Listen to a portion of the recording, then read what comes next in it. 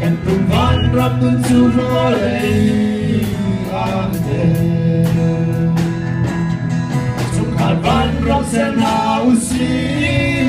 Achunga tot nak lense In my palle munatai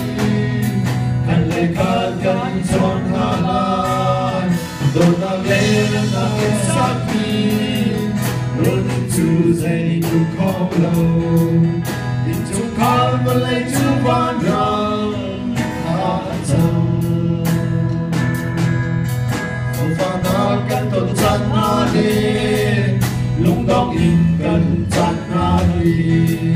Sen zon ruan ang lung puthe Inevi Sile arnang itajadeu Trên lông chung rừng dạo thanh đắp tờ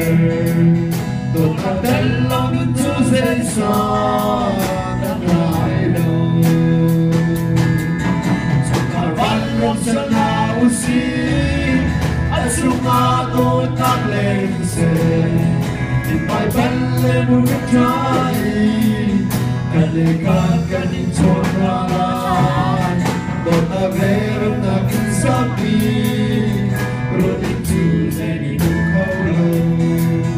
Into Carmelite to Vandram Hatam Into Carla ngày chết trăng lên Cát lê cát phun gặp lâu cha nào Lúc xa thiên phôi tay đôi nát luôn Nghe Ngày gặp tu si ngày cũng suốt lại Bana kichikan lawi Kilung put kay mi tutukan Sinasi Tukaran sa nausi At sumagot na lense Ipagan lemu katay Kalikat yakin sa halay Totaleran na kinsabi Running Tuesday